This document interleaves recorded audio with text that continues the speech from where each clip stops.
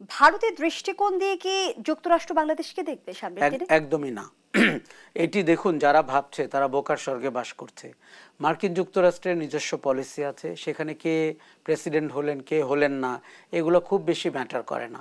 এবং বাংলাদেশ এমন হঠাৎ করে এত উজ্জ্বল মার্কিন যুক্তরাষ্ট্রের ট্রেড পার্টনার হয়ে ওঠেনি, যাকে নিয়ে মার্কিন নবনির্বাচিত প্রেসিডেন্ট অনেক সময় দিবেন বা রিপাবলিকানরা দিবেন।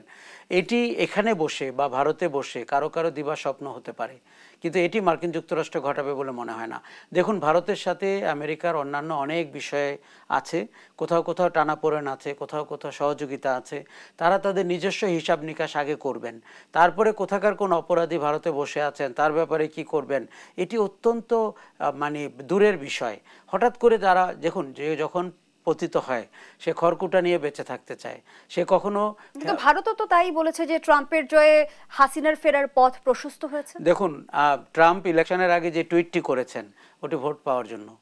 মার্কিন যুক্তরাষ্ট্রে ভারতীয় ভোট অনেক, তিনি এই ভোটটি পাওয়ার জন্য চেষ্টা করেছেন। তিনিও একজন ধর্মীয় লাইনে হেঁটেছেন ভোটটি পাওয়ার জন্য। এখন নরেন্দ্র মোদী সরকার এমনিতেই আমাদের উপরে গোসা করে আছেন, কেননা তার ধারণা এখানে ইসলামিস্টরা ক্ষমতা নিয়েছে এবং হাসিনাকে ঝেঁটিয়ে বিদায় করেছে তারা। কাজেই এই সরকারটি যেহেতু প্রকাশ্যভাবে এই অবস্থান নিয়েছেন, তার তো এখন কিছু আন্তর্জাতিক বন্ধু লাগবে। এখন রাশিয়াকে সে এখনো পাশে পায়নি, চীনকে তো দূরের কথা। কাজে মার্কিন যুক্তরাষ্ট্রকে সে বিভ্রান্ত করার চেষ্টা করছে এবং দুয়ে মিলে একটি কিছু রচনা করা যায় কিনা সেই চেষ্টা হচ্ছে।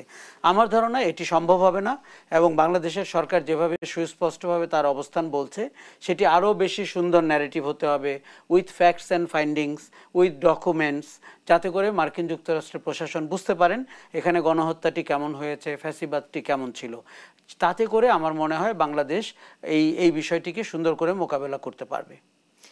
এই সপ্তাহের শুরুর দিকে আমরা যেমনটি দেখেছিলাম অন্তর্বর্তী সরকারের মেয়াদ 4 বছর হবে, আর এই সংবাদ প্রচারের পরপরই কিন্তু আলোচনার সমালোচনার ঝড় ওঠে, যেখানে আমরা জানতে পেরেছি যে কেউ কেউ COP29 সম্মেলনে গিয়ে আল জাজিরাকে দেয়া ডক্টর ইউনূসের সাক্ষাৎকারের অপব্যাখ্যা করেছে। এটি সাক্ষাৎকারটি আমি দেখেছি, শুনেছি। এটি ভীষণভাবে মর্মার্থ তুলে ধরতে ব্যর্থ হয়েছেন। দেখুন, আপনি অনুবাদ যখন করেন, আপনি যদি লিটারেল অনুবাদ করেন তাহলে ভয়ঙ্কর রকমের ভুল হতে পারে। এটি কিন্তু উনি বলেননি। উনি বলেছেন যে আমরা চিন্তা করছি সংস্কারের বিষয়ে, বলতে গিয়ে যে 5 বছর মেয়াদী সরকার হলে যেহেতু সরকারটি জেকে বসে, তাকে ক্ষমতা থেকে সরানো কঠিন হয়ে যায়, 4 বছর মেয়াদী হলে কেমন হয়, এরকম একটি কথা বলেছেন। তখন প্রশ্নকর্তা বলেছেন তাহলে কি তোমরাও 4 বছর থাকছো কিনা? তো বলছে আমরা অন্তর্বর্তী সরকার, আমাদের জন্য এটি প্রযোজ্য না, আমাদের মেয়াদ তার থেকে অনেক কমও হতে পারে। এই কথাটি তো পরিষ্কার। এখন আপনি যদি মানে সন্দেহ করতে থাকেন, আপনি তো অনেক কিছুকে সন্দেহ করতে পারবেন। আমার ধারণা, রাজনীতিবিদদের ধারণা হচ্ছে যে নির্বাচনটি প্রলম্বিত হচ্ছে, বিলম্বিত হচ্ছে, এবং তাতে করে তাদের বিজয়ের আশাবাদ কমে যাচ্ছে। তারা মনে করছেন তৃতীয় চতুর্থ শক্তি দৃশ্যপটে চলে আসছে, সরকারের সাথে তাদের এক ধরনের দূরত্ব তৈরি হয়েছে, সরকারটি হয়তো তার কাজ করার চেষ্টা করছে, রাজনীতিবিদদের সাথে কম কথা বলছে। কাজেই তাদেরকে ধৈর্য ধরে দেখতে হবে ট্রেনটি কোন গন্তব্যে যাচ্ছে। কিন্তু এর মধ্যে কিন্তু প্রধান উপদেষ্টা সুস্পষ্টভাবে বলেছে রাজনৈতিক দলগুলো যদি বলে যে তারা সংস্কার চায় না তাহলে এখনই নির্বাচন দিয়ে দেব। তাহলে সংস্কারের ভবিষ্যৎ কি?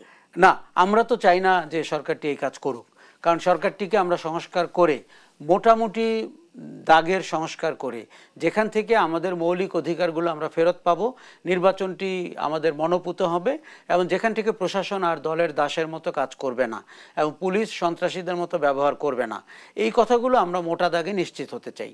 এবং সেটি দেখুন, রাজনৈতিক সরকার ভালোও হতে পারে, আমরা বারবার তাদেরকেও সন্দেহ করছি, এমনও হতে পারে তারা অনেক শিক্ষা নিয়েছেন, আগামীতে হয়তো তারা সুন্দর শাসন করবেন, কিন্তু আমরা সেই দোলাচলে থাকতে চাই না। আমরা চাই আগামী 2 বছরের মধ্যে বা 1.5 বছরের মধ্যে মৌলিক সংস্কারগুলো করে সরকারটি নির্বাচন দিবে, এবং নির্বাচনের পরে যারা বিজয়ী হবেন তারা বাকি কাজে এগিয়ে নেবেন। তাদেরকেও কিন্তু সংস্কারপন্থী হতে হবে। বাংলাদেশে কিন্তু এখন সংস্কারপন্থী না হলে আপনাকে জনগণ পছন্দ করবে না এবং আপনাকে অপছন্দ করে বিদায়